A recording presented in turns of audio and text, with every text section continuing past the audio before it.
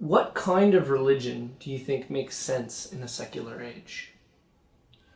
Well, it depends where. I mean, we have to, but let's say if we're talking about the West, really, which I was, interested in my book as secular age, I really was not trying to talk about it in India and China. I was trying to talk about it here. And that's a really complex question, but I think it's really worth going into. I think we've all moved, we in the West, have all moved out of an epoch in which our understanding of what it was to be Christian was a understanding of whole societies, whole civilizations, whole political structures being Christian. That really is the sense of the word. Christendom is against Christianity. That is you have a whole civilization which is kind of impregnated and, as it were, drenched with the Christian outlook. And, there's some great things that happened in this civilization, Chartres Cathedral and the Divine Comedy. I mean, I'm not trying to knock it. But I think it is no longer possible for us. Christendom has died on us. Now, it's interesting to see why.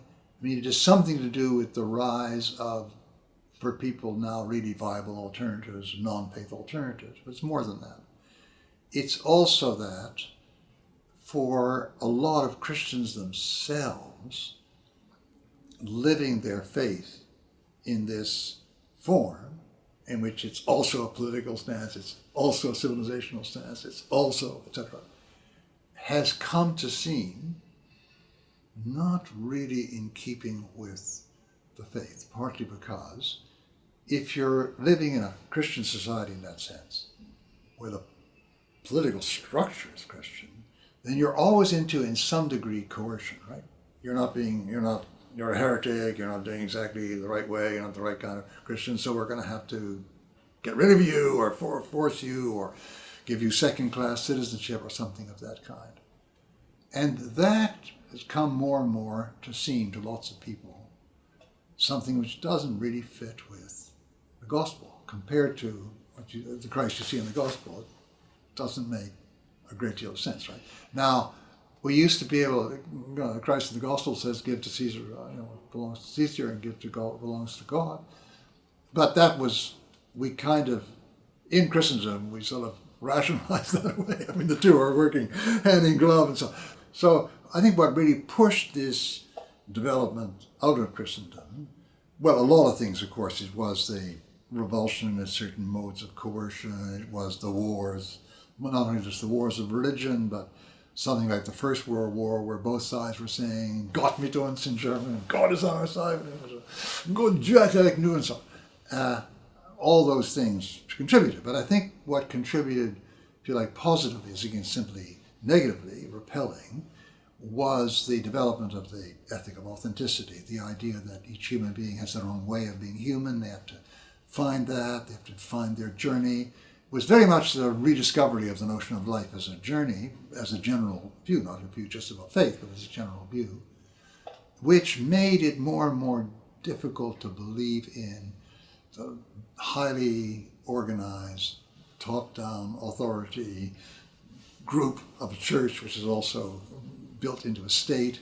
Yeah, and at the same time, we had in the West the sexual revolution in the 1960s and 70s, where the idea that a certain very clearly defined sexual ethic was the Christian one, there's no other one that was possible, also seemed to people to be more and more unbelievable. So some people reacted to this new understanding of things by just checking out altogether from the church, but other people reacted to it by saying, well, maybe this is not the way to be Christian. So I think we are moving into a situation which is interesting because it has precedents in history and analogs outside.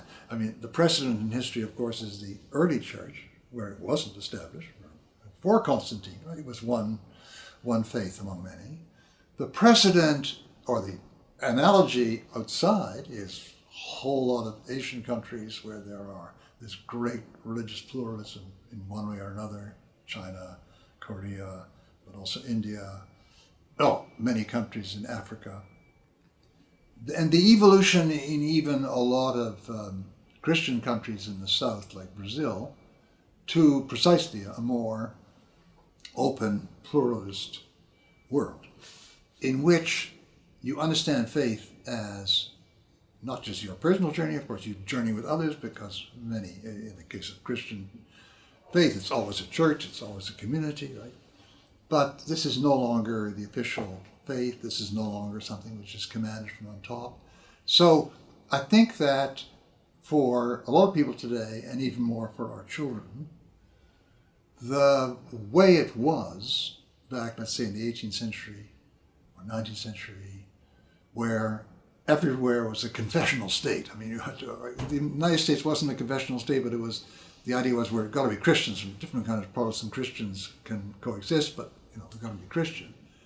So that idea is going to seem more and more strange, weird, not something desirable.